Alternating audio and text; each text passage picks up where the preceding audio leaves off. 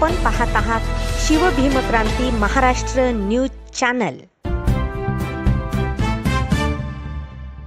Republican party of India Gavai गट व Tadpangri doctor Babasaheb Ambedkar जयंती उत्सव समिती यांच्या वतीने आज परभणी जिल्हाधिकारी कार्यालयासमोर रितसर आमरण उपोषणाला सुरुवात करण्यात आलेली आहे। ताडपांगरी येथे दरवर्षीप्रमाणे याही वर्षी 28 एप्रिल रोजी दैठणा पोलीस स्टेशन मार्फत रितसर पांगरी घेऊन जयंती साजरी करण्यात आली असून याच दरम्यान डॉक्टर बाबासाहेब आंबेडकर यांची मिरवणूक वर ताडपांगरी येथील काही गावगुंडांनी दगडफेक करून जाळपोळ करून पोलिसांवर सुद्धा दगडफेक केली। यात महिला पुरुष मोठ्या प्रमाणात जखमी झाले होते।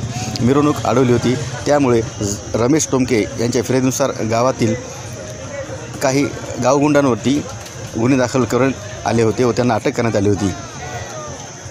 बौद्ध समाजातील महिला पुरुषांच्यावर लाठीचार्ज पोलिसांनी करून उलट दैठणा पोलिसांनी दाखल केलेले आहेत।